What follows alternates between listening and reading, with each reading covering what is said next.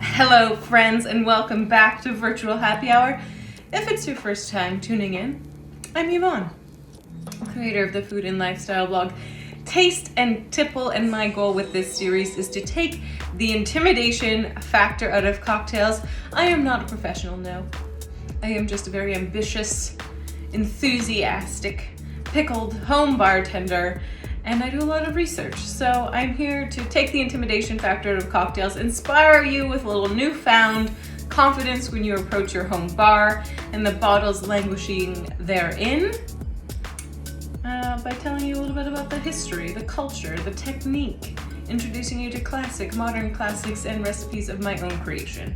And today we will be making the latter. We will be making the most popular recipe from my blog, the Midsummer Gin Dream.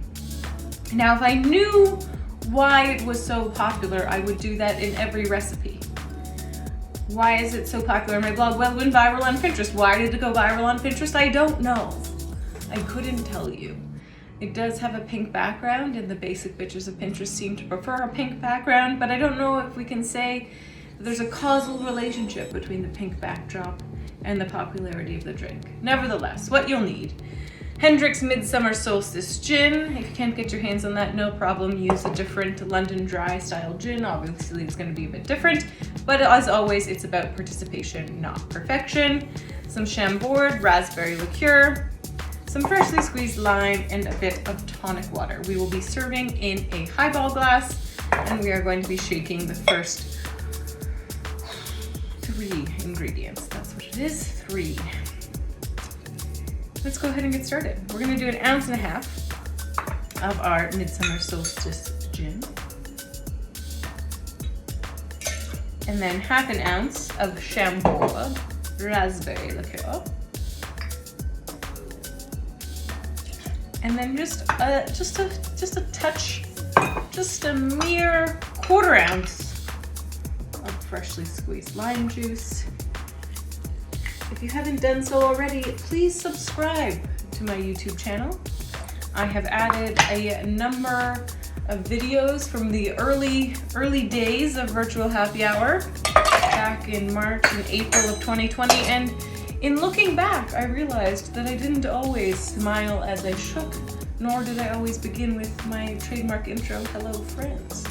So it's a proof point that, growth is inevitable. You get more comfortable behind the camera, and you realize that a toothy grin can really help make the cocktail taste better. Allow me to demonstrate.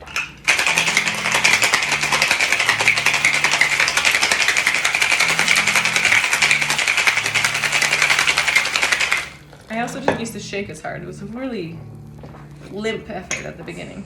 But here I am. Now, look how I've grown, shaking the bejesus out of it. I'm adding one kind of special cylindrical ice cube, top with our tonic water. Perfection. We'll add a straw and we'll just give it a little stir. And garnish with a lime wheel. And I have this lovely little cocktail scimitar. And we'll put 2 fresh raspberries just for fun because I have them onto our cocktail saver. Et voila. Cheers.